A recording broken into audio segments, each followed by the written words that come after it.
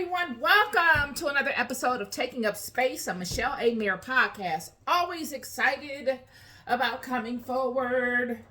This is an exciting end of the week for me. I just dropped my ebook, not by will nor by might, but by love. Go check it out. Excuse me. The link is in the description area of my YouTube page, and also in the description area of my I haven't put it in my YouTube page description area yet, but after this video I will. And it is located in the description area of my Instagram page, and it is embedded in my Facebook timeline. So please go check it out. $9.99 ebook.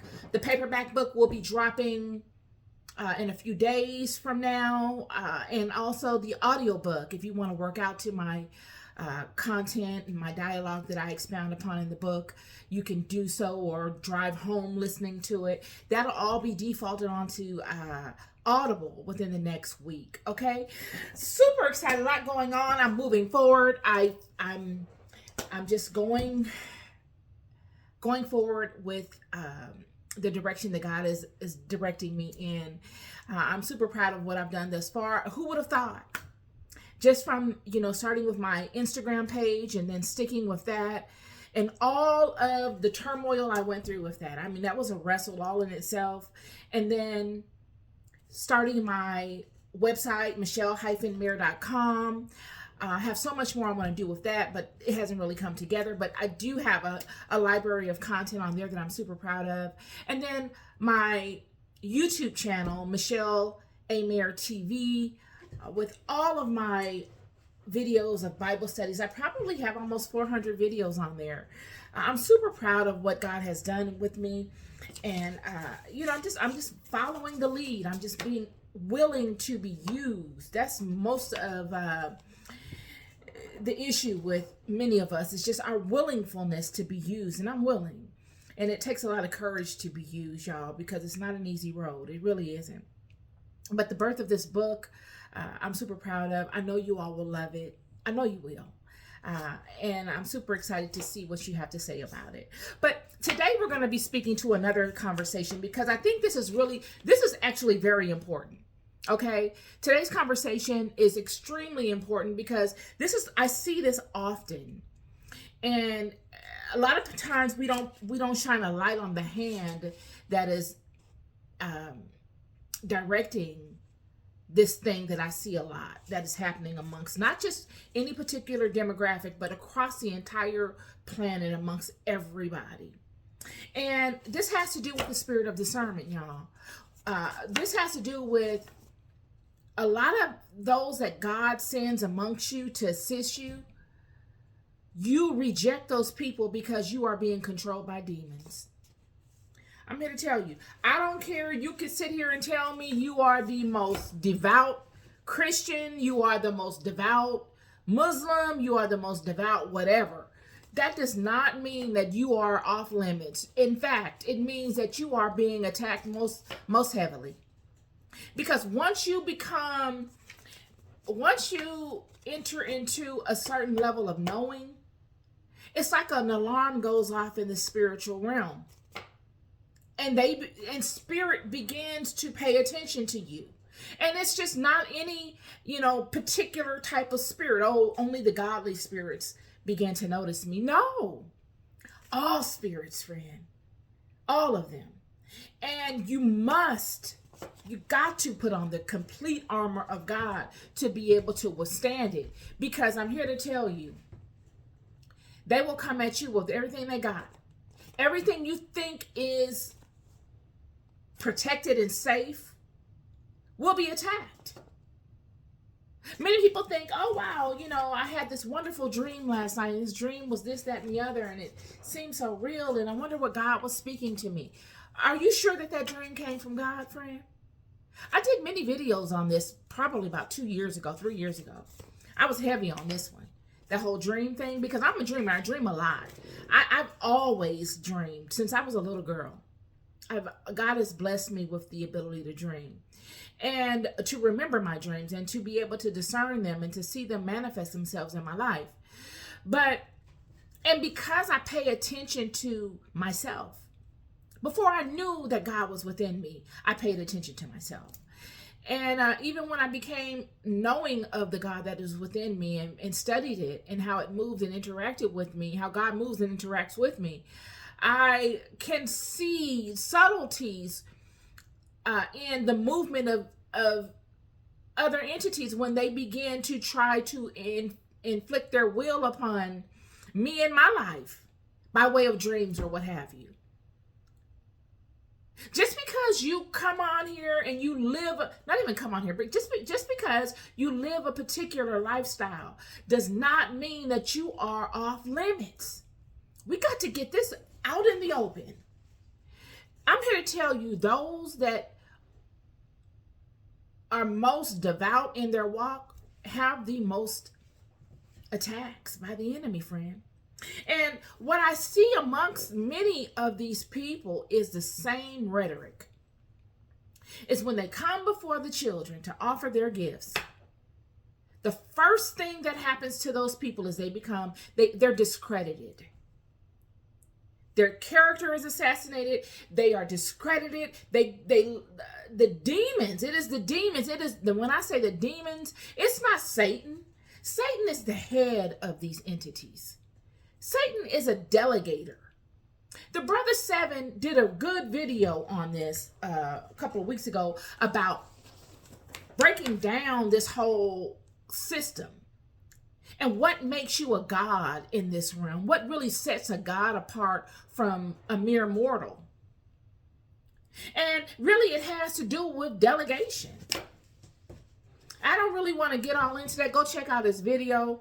But he made a lot of sense in it. Not to say that the God of Israel is just a God because he can delegate. No, there's an ascension process, and there are levels to being a God. There is a creator, there is a head, and there are those beneath. This is just the system of God. Yet, when we look at Satan, I just did the Bible study, I did the last podcast on Satan. And I did the last podcast speaking to Cain slaying Abel. And he's saying, is that, am I my brother's keeper? These are things of Satan.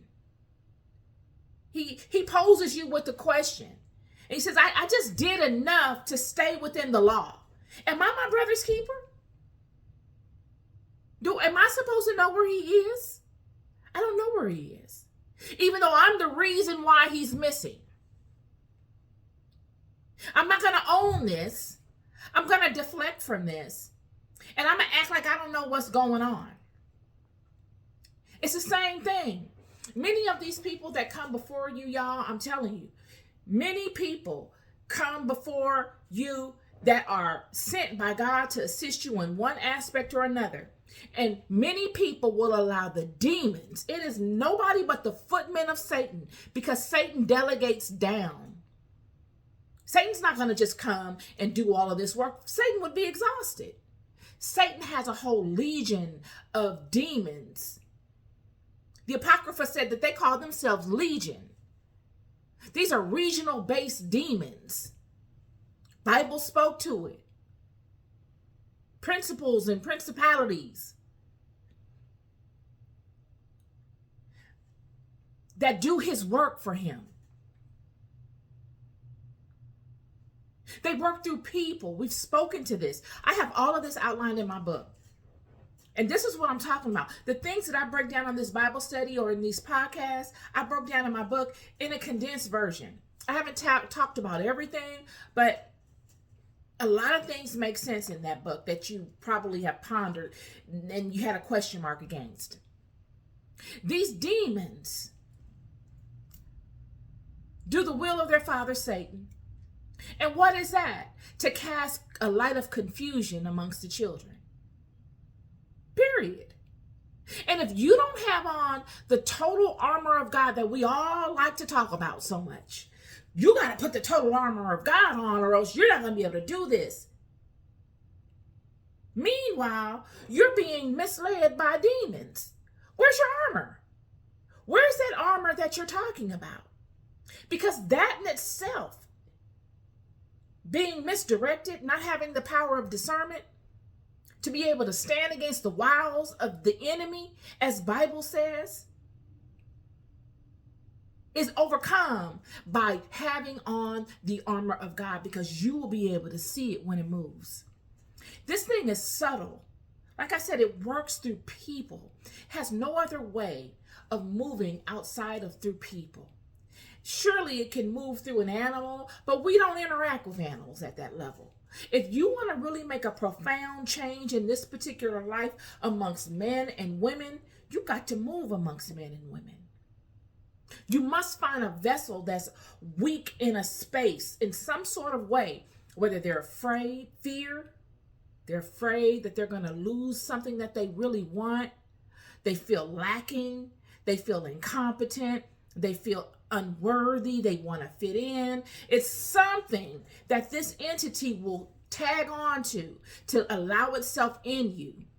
And if it can't find it, it'll make it.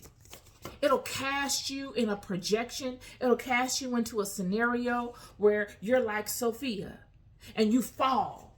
And in your fall, you try to activate that power of light within you that will break the fall and ascend you back up to where you belong.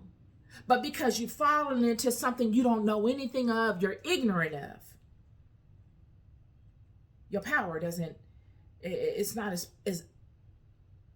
as mighty as it would normally be. It can't break your fall the way you normally would that it would normally break it. So now doubt, fear immediately traps you. You immediately are in a fearful state that you're not accustomed to because you don't reside there normally. All these are new energies. And these new energies is what they use to get in. And before you know it, now you feel like, wow, what have I done? You condemn yourself. Nonetheless, I don't want to get off into that. This conversation is not a Bible study. This podcast is to tell you that you have demons amongst you. It's demons, the minions of Satan amongst you that look just like me and you. No particular ethnicity, all ethnicities. It's a portion of every ethnicity that has a demonic presence within it that will cause discord, that will look to undermine what God has sent to assist you. How does he do it? Well, before we get into how, let's talk about why would he do it. So we know what we're dealing with, so we can empower ourselves with the spirit of discernment. And so you won't think I'm just making this up. When we look at Cain and Abel, okay, we know that Satan fell. Before Cain and Abel, we know Satan fell from the sky like lightning. That's what Jesus said. He saw him fall from heaven to the earth. I did a whole podcast on that, as to that whole transition of power and all of that. Please go check that out. So he's in the earth now. And Eve has given birth to Cain.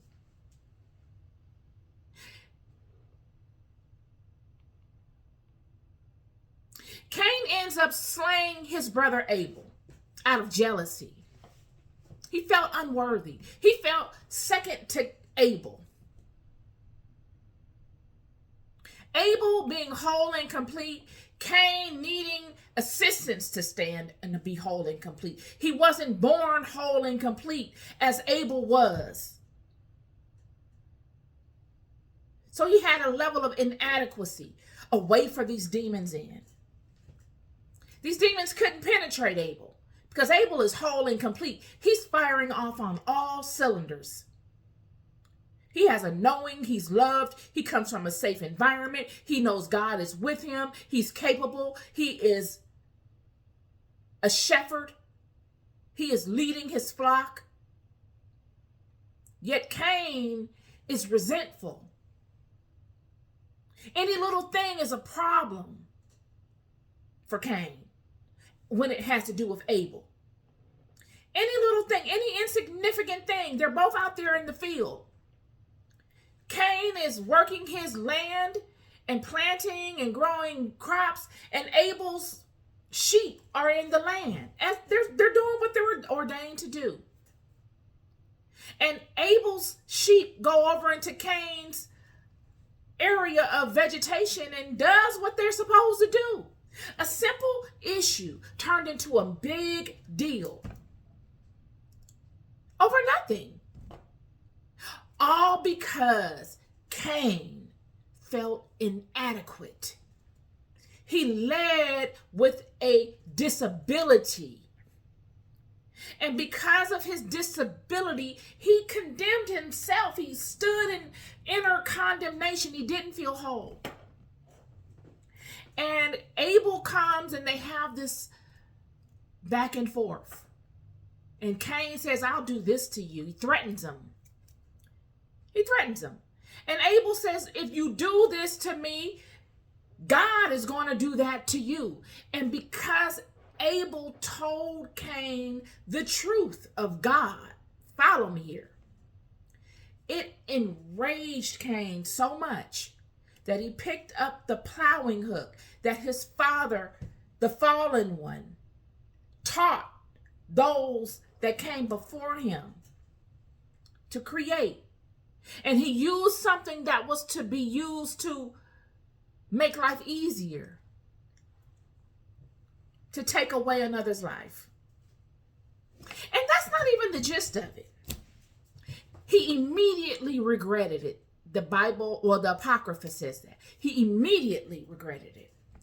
He was remorseful. And he tried to throw dirt over Abel's body and bury him in the ground to make him decompose and go away. But the earth would not absorb Abel. This is important because this goes to show you the nature of things in the beginning. This goes to show you that everything in this world is connected. Everything in this world alerts God of its happening. The earth would not absorb Abel because the earth was programmed for Abel to only be absorbed by it after his father was absorbed by it. Which means Adam would have had to transition before Abel. This was the natural order of things. And there was nothing to impede that. There was no happenstance. There was no cancer or no, anything that could come and unalive Abel before Adam. That possibility was not a possibility at that time. Because had it been, then the earth would have absorbed Abel. But because that was not the natural order of things the way God created it, it rejected Abel. And he was not decomposing. Nonetheless, I speak to this because when you look over there in Egypt, or even when you look at Adam, when Adam passed away, Abel's father, and the Apocrypha speaks to Adam passing away, and the archangel, I believe it was Michael, comes down to bury Adam and Cain, because Cain was not able to be buried after God found out about it. He curses, it's not Cain. When the archangel comes down to bury Abel and Adam, he does so in a particular way. Because God had found out about what Cain did and cursed Cain, and Cain went on to do his thing. But Abel's body laid up for years in a cave. Not decomposing, just a body. Nobody mummified it like you find in Egypt, or what you will find I believe the Apocrypha said it was the archangel Michael doing to Adam. Because when Adam transitions, the archangel Michael, like I said, I believe it's Michael, comes down. It might be Raphael. I can't remember. An angel came down and anointed him with oil and wrapped him in linen and put spices and herbs in his grave to preserve the body, a form of mummification. Yet Abel didn't have all of that. Abel was mummified because the earth would not accept him. He transitioned out of order. And this is important because when we look at the mummification process, many people think, oh, they're mummifying so that you can come back to the world and you'll be born back into the world. That's not what mummification is, friend. It doesn't seem to be the case. When you look at Egypt and you see all these mummies wrapped in linen and all these herbs and all these oils and so on, the same thing that they did with Adam. These people were not being mummified so that they could come back to the world. They were being mummified so that they did not have to reincarnate. They were trying to bypass the reincarnation process. They were looking to go and not come back here for a season. And this was the whole process of mummification. They were looking to go to another realm. Now, what that realm is, that's a whole nother conversation. Because if we look at Egypt and the pyramids, many people think they're power generators for Wi-Fi or energy or what have you. And they may be, because there were a lot of energetic beings on this planet at one time, friend. Again, when these angels fell, these are highly energetic beings. These are ethereal beings. They take a lot of energy. This world did not have enough energy to sustain them. They were trying to live a long time here because they were bound here. And this is the key aspect to all of this. We fail to remember that these beings are not of this place. This was like a vacation for them. They were coming and going.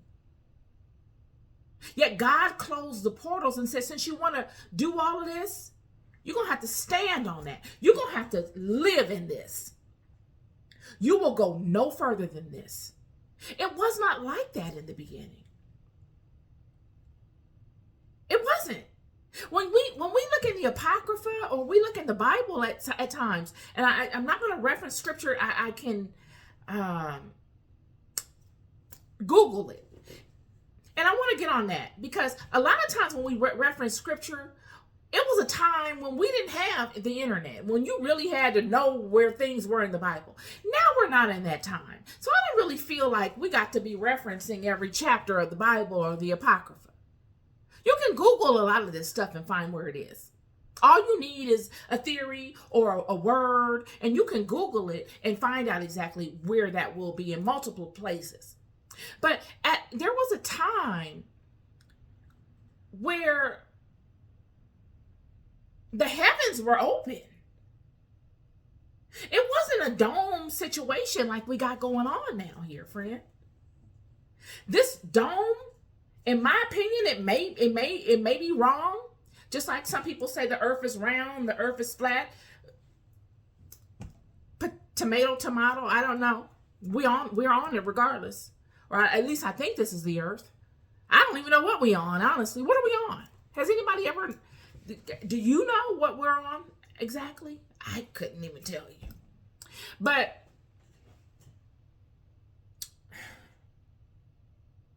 nonetheless, I don't lost my train of thought. Nonetheless,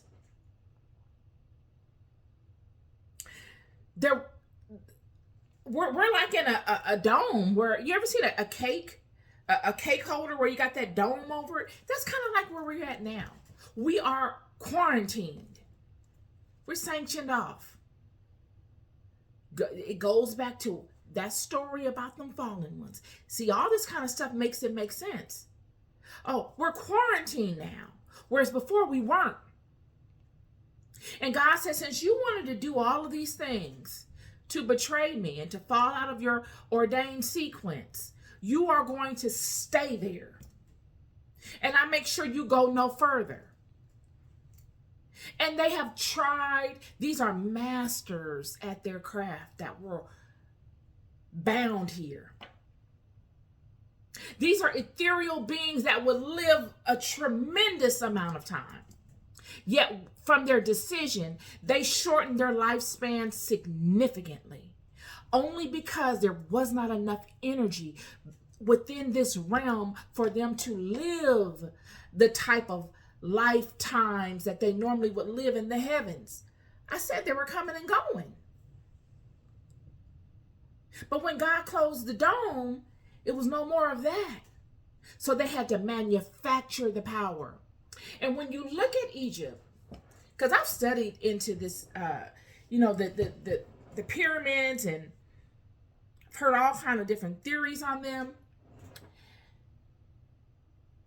And one theory is that they were power generators. And you see a lot of these obelisks and you see a lot of these pyramids all over the world. Central America has more pyramids than anywhere. Anywhere. Yet, you also notice that these pyramids in Egypt were directed at particular constellations in the stars. And it's as if they were generating power, but they were generating power to get that power directed to that particular star. And why would they do that? They would do that if they wanted to go to that star, if they had that science to break through to the other side and get back to that star. E.T. phone home. They were trying to get back home. So that leads me to where I'm at now with this conversation to you about you being, not you, but some of us being manipulated by demons. We don't understand the game that's being played on us because we don't understand what has happened and who we are dealing with. We're dealing with people that are not innately of this realm. And that their forefathers, those that have set up this system and that are the reasons for things being they are, that have transitioned because they lost their connection to power.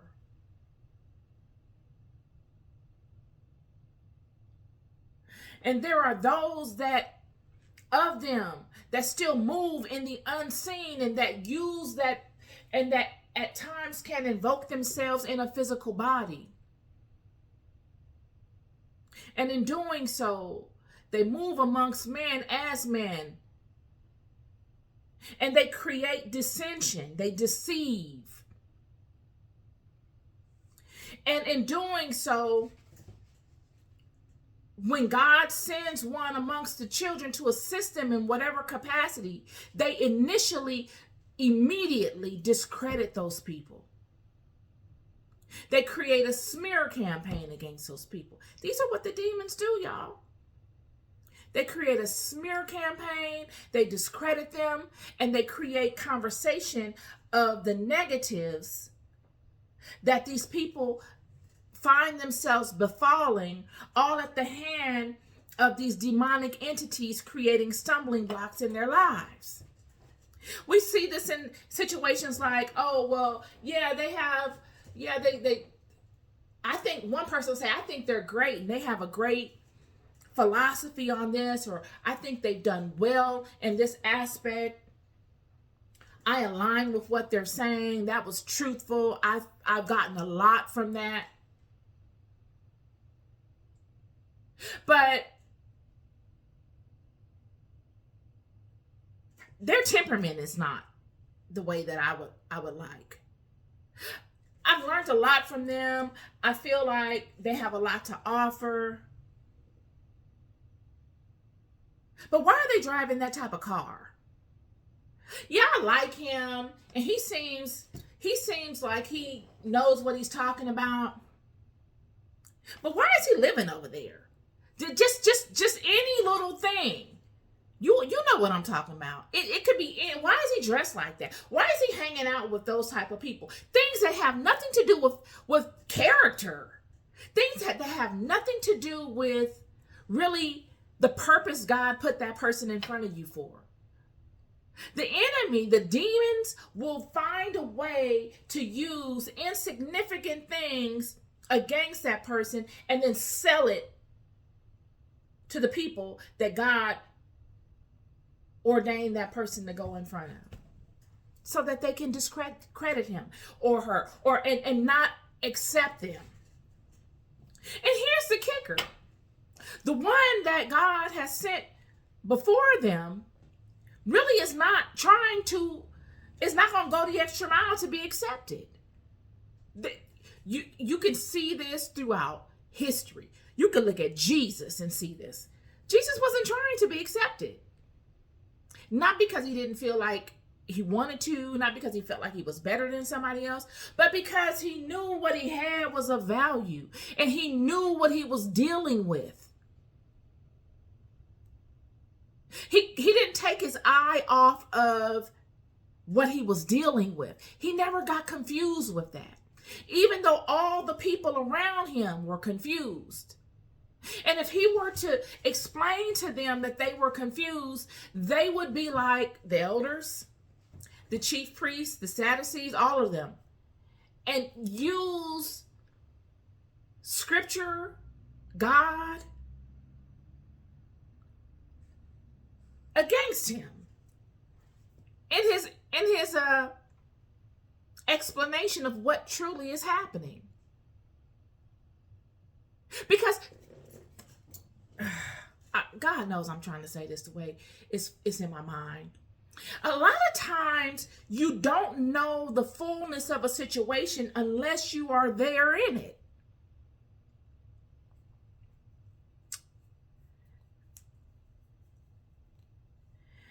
You can't see it for what it is unless you are actually in it.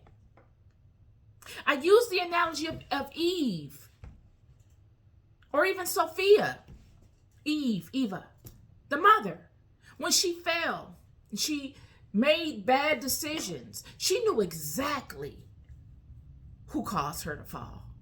She wasn't confused at all in that area. Her only confusion was, how does she regain her stability?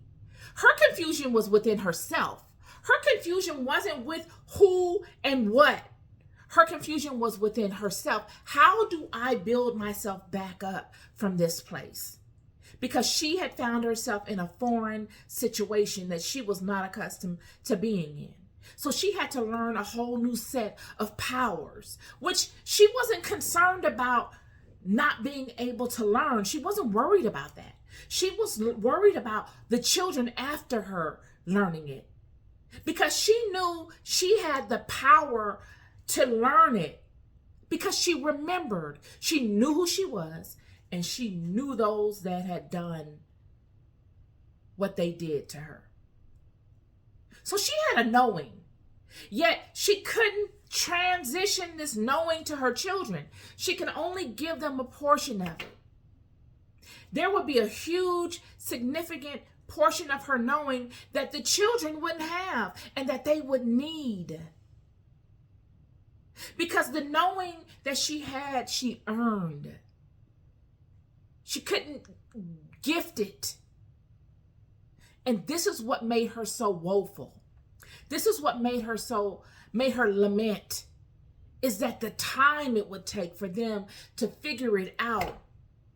She knew, she was wise enough to know it would take a long time for them to figure it out. And that it was all so unnecessary had she not done ...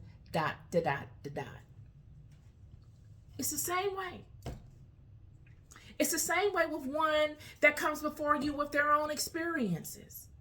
They can only tell you so much, because we all are having a dynamic experience.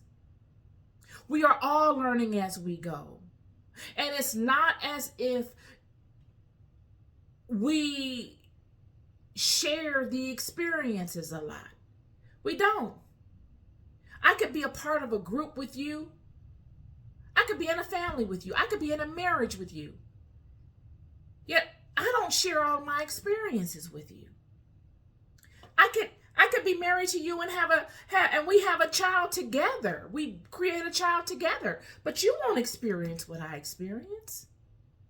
And I won't experience what you experience. It's our baby that's in my belly, but my experience is different from yours.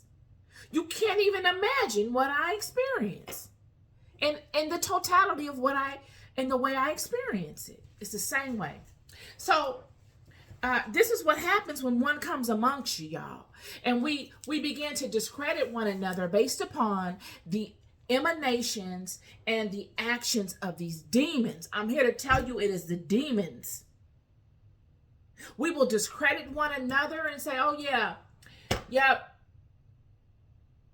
they're not this, that, and the other because they didn't do this right. You know, and I don't want to get into a thing where I'm classifying things, but we all understand what that is. We know how we can judge one another for things that don't matter. And then we all follow suit with it. And before you know it, 30 years from now, we still standing in front of these same mountains talking about what happened and why. And then we'll get on amongst one another, and we'll give these great dissertations as to what those that came before us did and what we do and what we should do. And everybody be like, hooray! Yeah! We're going to get out there and do all of that. And then before you know it, all the words then fell to the ground. And then 30 years later, we standing before these mountains still. This is what's going on. I don't know what else to say.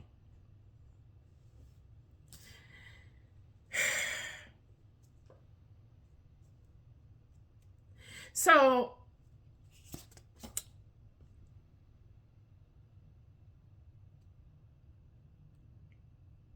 yeah, so that's what they do. They undermine your credibility. They look to assassinate your character. They do this because they put you in a situation that is outside the one that God sent to assist in whatever capacity. And like I said, losing, I don't know if I said this in this video. We can equate this with Jonah. When the angel came upon Jonah in the middle of the day, Jonah was just a regular guy doing regular guy stuff. Jonah wasn't a rich guy. Jonah was just a regular guy. And the Bible starts off with that an angel came upon Jonah and told Jonah to go into Nineveh and go and proclaim God up in Nineveh. Now, to anybody listening to this story, they would think, okay, that's simple enough. Wow, isn't that great? God comes to Jonah and tells Jonah to go to Nineveh. Wow, he was special. But not to Jonah. Jonah was like, I don't think so. I don't want to be bothered with this. Jonah hopped on a boat and left. And that's important because it's like, why would Jonah hop on a boat, y'all? Why? Why would he run from God's angel calling him forward to do God's will?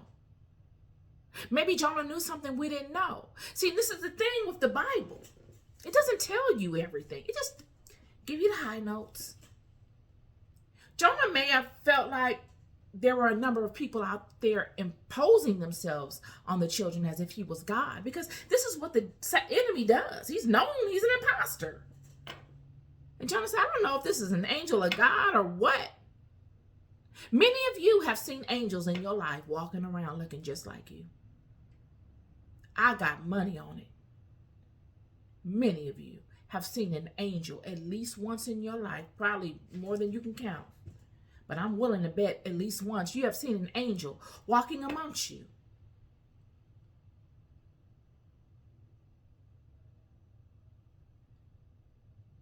And Jonah said, no, I'm getting on this boat. Maybe Jonah got on the boat because Jonah knew the nature of God. And he said, okay, I'm going to see who really is telling me what. If this isn't God, it will go no further than this. If this is God, it will find me and follow me. And surely it did. Second thing with what the angel told Jonah. He told Jonah to go to Nineveh. Now, many people don't know. It sounds easy. Okay, go to Nineveh. Go to L.A. and tell the people in L.A. God said such and such, and to do such and such. Or go to Atlanta and tell the people in Atlanta, God said do such and such and such. Or go to Arizona or Texas or Florida. But what if you're in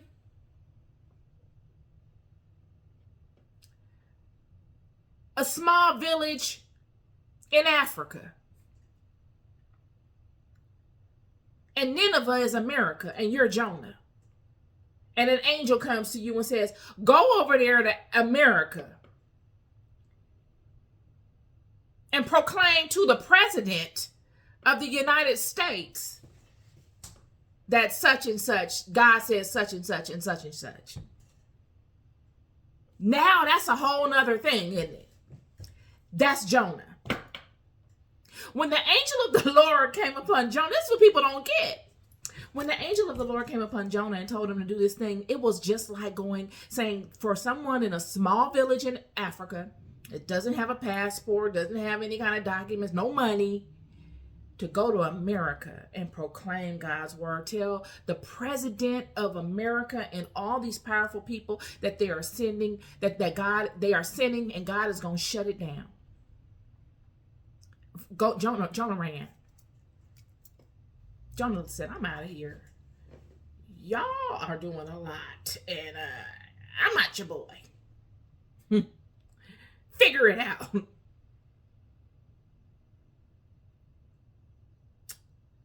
So,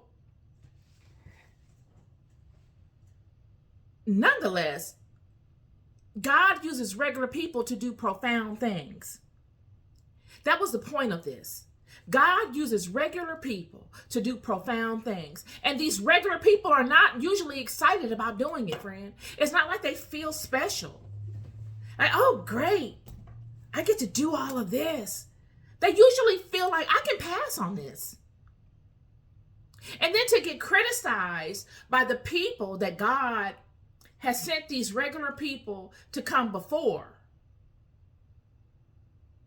Even though it took these regular people a lot to even come before them. It's a huge inconvenience for these regular people. It's changed their whole life. And then to get before the people that God has sent them to speak to, and for these people to discredit them off things that don't even matter, that have nothing to do with who they are. They have to do with the attacks and the smear campaign that the demons have projected upon them. Because this is what the demons do. That's all they have, is the ability to bend the way that the light, that you're viewed in the light. That's all they got. So they build on that. They use all of that to create a projection of you, of things that don't matter. That thing off of you, they build this projection of you on things that you would never befall had you not been in this situation. They make it look like, well, they didn't have to do that. They could be doing something better. Or they could be doing it better. They just choose to do it this way because this is who they are. Notwithstanding all of the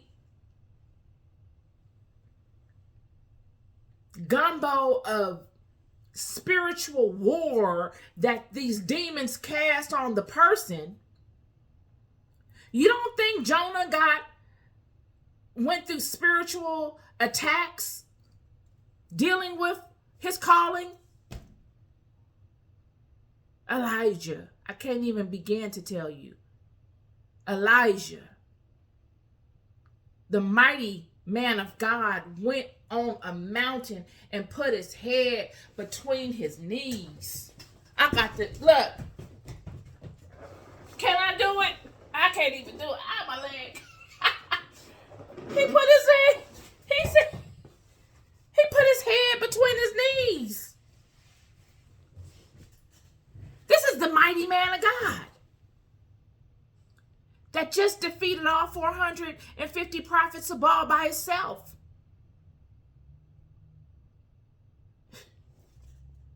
Yet if many of you were to have seen him and have heard about that, because after Elijah did that magnificent thing and went on that mountain, if the enemy, if this was today and the enemy heard of it, he will be proclaiming that from every direction.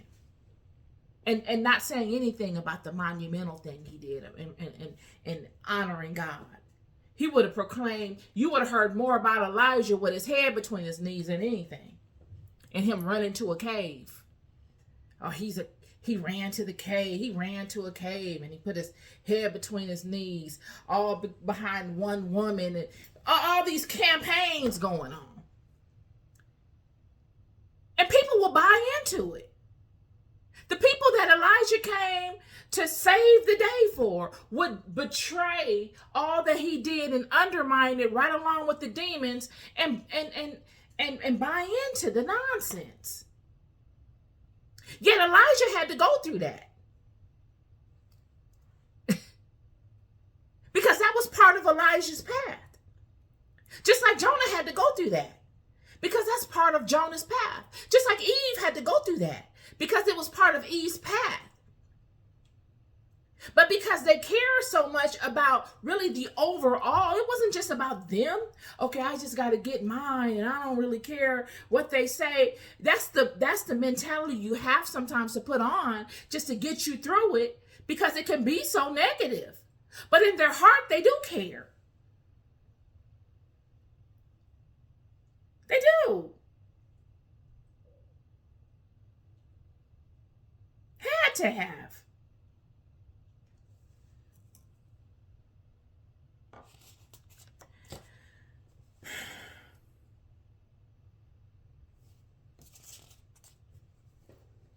So, and when I say had to have, I mean, sometimes you have to look weak and stupid, even though you are strong and mighty. And I don't mean that in a pompous, arrogant way. I'm strong and mighty and I go through the world and I do this and that. No, it's, man, I'm telling you, y'all.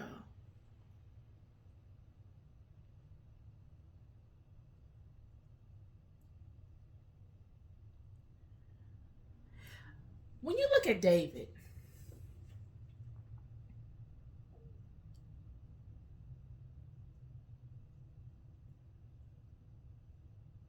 David was strong and mighty. One would see that. But did David see himself as strong and mighty? David just saw himself getting through a very hard situation.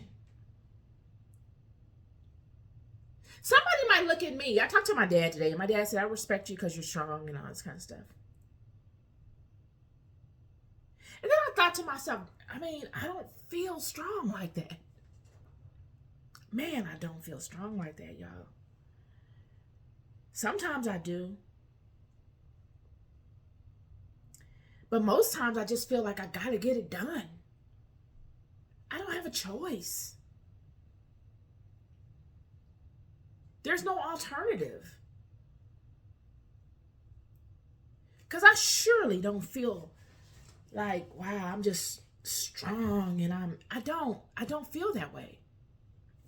I don't. And when you see David, the armor bearer to Saul, Saul in no way held the same character of David. Saul should have been, no. When I thought about it, Saul should have been David's armor bearer, no. David had to be Saul's armor bearer. Because David knew. David was the master. Saul needed him. See, in the heat of the battle, it's going down. See, this is the part. In the heat of the battle, when it's going down, you don't care about them insignificant things, friend. See, in the heat of the battle, when it really gets to what it gets to, when the rubber meet the road kind of thing, when it's on and popping, all that insignificant stuff that you judge against someone to discredit them, to disqualify them from being amongst you, you will seek them people out, friend. You talking about you don't want to pay them no attention, friend. You get into some tough situations that you know that person has been through. Even though you discredited them, you will go and find their page and watch it to look for a word of encouragement. I promise you, you will. See, the problem is that you've been sitting in your house of fake cedar too long. And so now you feel like, okay, I was thinking that maybe, he could be cool, but he's not. Next.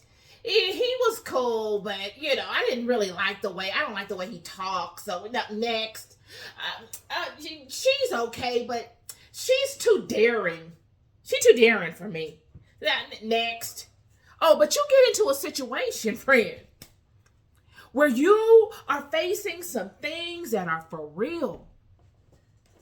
When those demons that manipulate you to be against this person that God put in front of you because you need this person, because you don't know in the future a season's going to hit your behind, that this person was sent to assist you in overcoming, you will remind yourself of that person in that future state, and you'll say, dang, where's such and such? I need a word, because everybody I'm looking at can't give me the word that I need. I need a word from such and such. Where they at? You will go find them people. Them people are not going to come looking for you, friend. You're going to go looking for those people. So when you look at Saul and David, and you see David as Saul's armor bearer, Saul could never be David's armor bearer. He didn't know the tools of the game enough. He ain't got enough skin in the game. He doesn't know. He's a paper tiger. When you're in the battle, you need somebody, your armor bearer, that knows those tools better than you. You're on the front line. You got too many decisions you're making. You need somebody to tap you on your shoulder and be like, here, you need this. Where's your Abiathar? Where's your one to say, okay, I know where we are. I sent people over in this direction, that direction, because to reinforce our boundaries so we're safe. And all you can say is thank you. Because you was thinking it, but you forgot to say, you forgot to tell somebody. You're in the heat of the battle, and you need somebody to say, I need. He thought about it before it even came to your mind. You need this tool. You need that tool. Oh, she's gonna need this next because this is what normally comes. You need somebody like that.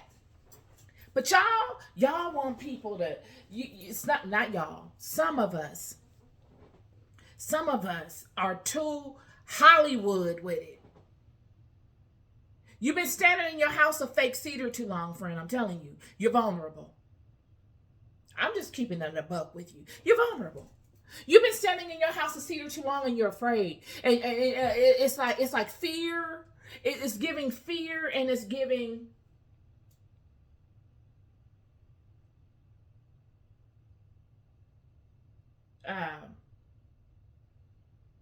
arrogance. Kind of like that. Kind of like Saul.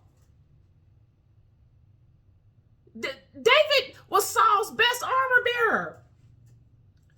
David could support him so that he could look like the king that God ordained him to be without wanting to be him. Yo, you don't understand. You don't understand. See, in life, when you get to a certain level of success or experience in a thing,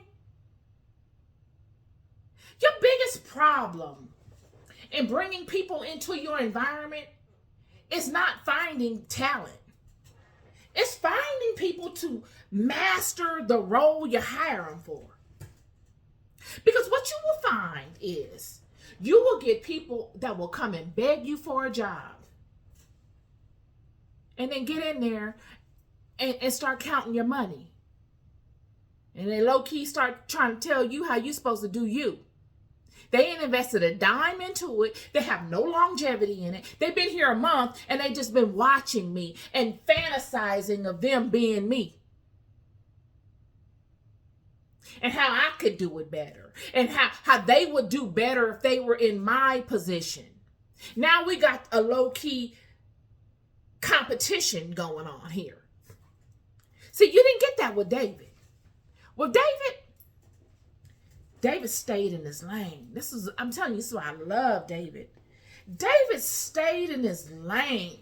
He wasn't trying to be anybody at all, except for who he was ordained to be. He wasn't jealous. He wasn't insecure. He knew where his strength came, and that came from God, and he never got it twisted. He never once tried to be Saul. You can't find that in any, this is the part that gets me. You can get all kind of stories on many of the people in the Bible within various texts outside of the Bible. But you don't get anything of David being anything outside of what he is conveyed to be in the Bible. He was integrous. He wasn't a faker. He ain't no snake oil salesman. He's not the guy that's going to he's going to act one way and then get into a place and allow his ego or the demons to come and corrupt him and turn him to another. David was cool being the role he was hired into being, armor bearer or whatever it was. He was fine with it.